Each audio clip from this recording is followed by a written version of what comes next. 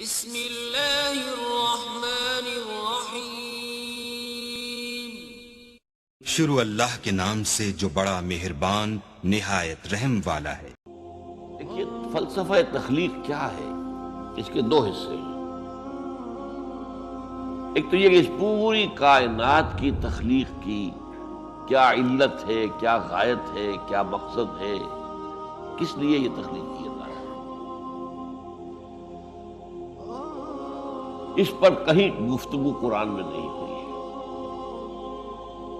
اور میرے علم کی حد تک کسی صحیح حدیث میں بھی اس موضوع کا ذکر نہیں ہے۔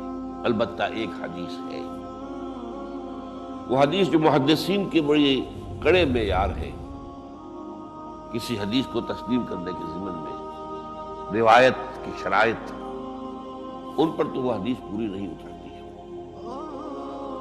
لیکن اپنے مفہوم کے اعتبار سے، اپنے اصل مضمون کے اعتبار سے وہ اس درجے اہم ہے کہ اکثر مفسرین کرام نے، متکلمین حضرات سب نے اسے تسلیم کیا، کوٹ کیا۔ ویسے یہ بات میں نے اس سے پہلے آپ کو اصولاً ایک مرتبہ بتائی تھی، ہر سچی بات کا ثابت ہو جانا ضروری نہیں ہے۔ اگر کوئی حدیث اس معیار پر پوری نہیں اتری تو اس کا مطلب یہ نہیں کہ جھوٹی ہے۔ اسی لیے ہمارے ہاں دو اصطلاحات علیحدہ ہیں، ضعیف اور موضوع۔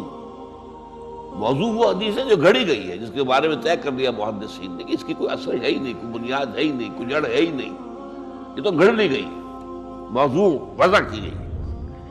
ظاہر بات ہے کہ اس حدیث کی طرف تو ہمیں دلچسپی ہوگی نہیں، نہ اس سے کوئی عقیدے کا مسئلہ طے ہوگا، نہ عمل کا فیصلہ طے ہوگا کہ کوئی شے حلال یا حرام اس حدیث کی روح سے ہو جائے۔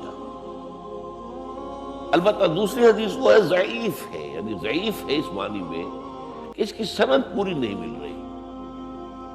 اب یہ چیز جو ہے میں بتا رہا ہوں آپ کو کہ یہ تو آپ کو دنیا میں ہمیشہ پیش آئے گا۔ آپ کسی وکیل سے پوچھ لیجئے، کوئی مقدمہ ہو ہی نہیں سکتا جب تک کچھ جھوٹ شامل نہ کیا جائے۔ خالص حقیقت کے اوپر کوئی کتنا ہی سچا مقدمہ ہو، آپ جیت نہیں سکتے۔ تو کسی شے کا ثابت نہ ہو سکنا روایتاً، یہ اس کی دلیل نہیں ہے کہ وہ موضوع ہے معاذ اللہ، وہ ضعیف ہے۔ اس ضعیف کا مطلب کیا ہے؟ اس کی بنیاد پر کوئی عقیدہ طے نہیں ہوگا، اس کی بنیاد پر کوئی شرعی حکم نہیں بنے گا۔ باقی اگر اس میں کوئی حکمت کی باتیں ہیں، اگر اس میں کوئی ایسی چیزیں ہیں کہ جو ہمارے لیے قیمتی موتی ہیں علم کے، حکمت کے، تو اس کو اختیار کیا جائے۔ تو اسی طرح کی یہ حدیث ہے کہ، اور حدیث قدسی ہے،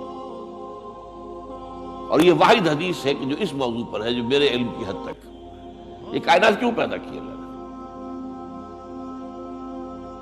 تو حدیث کیا ہے قدسی؟ کنت کنزا مخفیا فاحببت ان اعرف فخلقت الخلق۔ میں ایک چھپا ہوا خزانہ تھا۔ اب آپ دیکھیے، جب کائنات ابھی نہیں بنائی تھی اللہ نے، اللہ تو تھا، ذات باری تعالیٰ میں ساری صفات موجود تھی، قدرت کاملہ موجود تھی، اس کا کوئی ظہور نہیں تھا، اس کا کوئی پہچاننے والا نہیں تھا۔ کنت کنزا مخفیا، کنز خزانہ، چھپا ہوا خزانہ۔ فاحببت ان اعرف، تو میں نے یہ چاہا کہ مجھے پہچانا جائے، مجھے کچھ جو پہچاننے والے تو ہوں۔ فخلقت الخلق، تو میں نے خلق کی تخلیق کی ہے۔ اب اس میں دو پہلو ہو گئے، ایک تو اس خلق کے ذریعے سے مجھے پہچاننا، کائنات کو انسان دیکھتا ہے تبھی تو عظمت منکشف ہوتی ہے اللہ کی، اس کی قدرت خلاقی دیکھیے، اس کی حکمت کا کمال دیکھیے۔ جیسے کہ ابھی سورہ ملک کی میں نے آیت آپ کو سنا، اس کے آگے بات کیا ہے کہ تم ذرا اپنی نگاہیں آسمان میں پھیراؤ، دیکھو کہیں تمہیں ہمارے اس تخلیق میں کوئی خلا نظر آتا ہے؟ پھر دیکھو، پھر دیکھو، تمہاری نگاہیں تھک ہار کر واپس آ جائے گی، تمہیں کہیں کوئی خلا نظر نہیں آئے۔ اتنی کامل تخلیق۔ تو اگر کامل تخلیق ہے تو کامل تو اللہ کی ذات ہوئی جس نے اس کو پیدا کیا ہے۔ ایک تو اس کائنات سے اللہ کو پہچانا جائے، اور ایک کوئی پہچاننے والا بھی تو ہونا، وہ ہے آدم۔ اسی لیے تخلیق کا کمال، نقطۂ عروج، کلائمیکس آدم۔ انسان، اس کو عقل دی، اپنی عقل سے دیکھو، پہچانو۔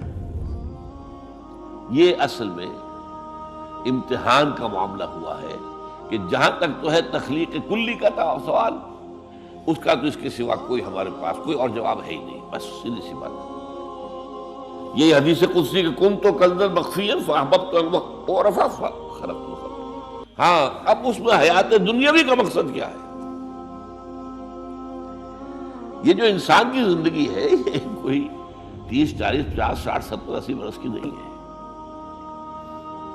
ہم پچھلے دنوں وہ احادیث پڑھ چکے ہیں اور وہ آیات قرآن مجید ہیں جن میں کہ انسانی زندگی کے 5 ادوار میں نے گنوا دیے آپ کو۔ پہلی تخلیق ہوئی تھی صرف ارواح کی شکل میں، بدن نہیں تھے، وہ پہلی زندگی تھی ہماری۔ پھر ہمیں سلا دیا گیا، کولڈ سٹوریج میں رکھ دیا گیا، پھر اس دنیا کا سارا نظام مادی بنا اور اس میں تخلیق آدم ہوئی مٹی سے، تو پھر وہ آدم کی روح پھونکی گئی، یہ دوسرا دور آ گیا۔ اب آدم ہے، روح آدم جمع جس میں آدم، پھر ان پر موت آئی،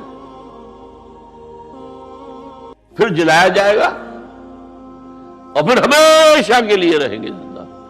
تو کیا ہے یہ زندگی آپ کے خیال میں؟ یہ 50 60 70 سال یہ چھوٹا سا ٹکڑا ہے البتہ۔ اسی کو اقبال کہتا ہے نا، تو اسے پیمانہ امروز و فردا سے نہ ناپ، جاویداں پہم دواں ہر دم جواں ہے زندگی۔ یہ کوئی 25 30 60 70 سال، ان میں سے بھی کیا ہے، کافی بڑا حصہ تو گزر گیا، شعور ہی نہیں، ابھی فہم ہی نہیں، سمجھ ہی نہیں، اور ایک خاص عمر کو پہنچنے کے بعد پھر معلوم ہوتا ریورس گیئر لگ گیا کہ لا یعلم من بعد علم شیئا، جو کچھ سیکھا پڑھا تھا وہ بھی گیا، اب تو وہ میموری ہی ختم ہو گئی۔ لہذا تھوڑا سا وقفہ ہے، 40 50 سال بس کریں گے میکسیمم۔ نہیں، انسانی زندگی یہ نہیں ہے۔ تو اسے پیمانہ امروز و فردا سے نہ ناپ، جاویداں پہم دواں ہر دم جواں ہے زندگی۔ اور ایک عجیب مصرع ہے اس شعر کے اندر، اس غزل کے اندر ہے، کبھی جاں اور کبھی تسلیم جاں ہے زندگی۔ اس کو بہت کم لوگ سمجھتے ہیں، تسلیم جان کا کیا مطلب ہے؟ اس وقت میری زندگی کیا ہے؟ میری جان کے حوالے سے زندہ ہوں نا میں، ہے کبھی جاں، اور اگر میں اللہ کی راہ میں گردن کٹوا دوں تو جان دے کر جو زندگی ملے گی اس سے اس جیسی کوئی زندگی ہو ہی نہیں سکتی۔ تسلیم جان دے دینا۔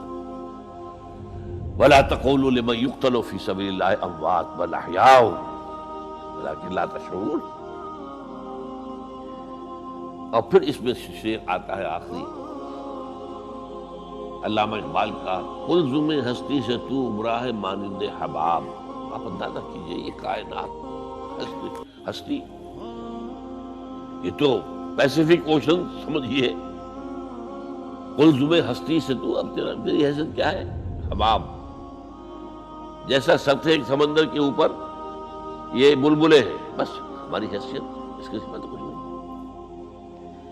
قلزم ہستی سے تو عمرہ مانند حباب، اس نیا خانے میں تیرا امتحان ہے زندگی۔ یہ جو دور ہے ہمیں دیا گیا ہے زندگی کا، یہ جو ہے اس زندگی میں سے کاٹ دیا گیا کچھ حصہ۔ پہلا حصہ جو تھا وہ روحانی، اس کے بعد موت آ گئی، پھر وہ زندگی آئی جو اس دنیا کی ہے، پھر موت آ جائے گی۔ ان دو موتوں کے درمیان ایک زندگی ہے،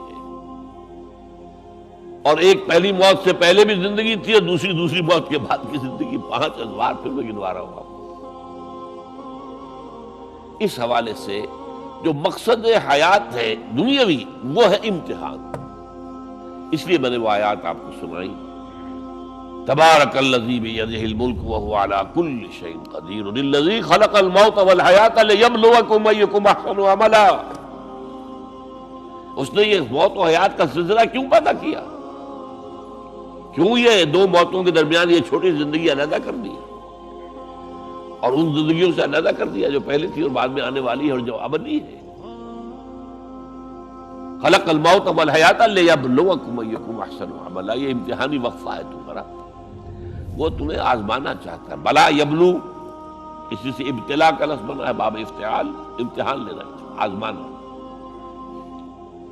لِيَبْلُوَكُمْ أَيُّكُمْ أَحْسَنُ عَمَلًا، تاکہ اللہ جانچے تمہیں، پرکھے کون ہے تم میں سے اچھے عمل کرنے والے۔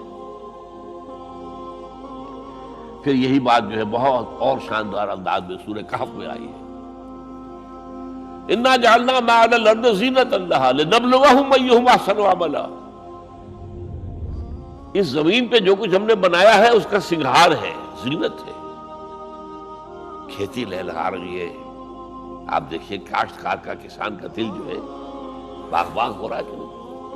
اس کی محنت، اس کی بہت بڑا محل آپ نے بنایا، بہت اچھا لگتا ہے آپ کو۔ وَمَسَاكِنَ تَرْضَوْنَهَا، یہ ساری چیزیں زندگی، اور آج آپ کو معلوم ہے جتنا جتنا یہ دجالی زمانہ آ رہا ہے ہم پر، اتنی ہی زندگی زیادہ پرکشش، زیادہ اٹریکٹیو۔ امریکہ میں جا کر دیکھیے، آدمی مبہوت ہو جائے گا۔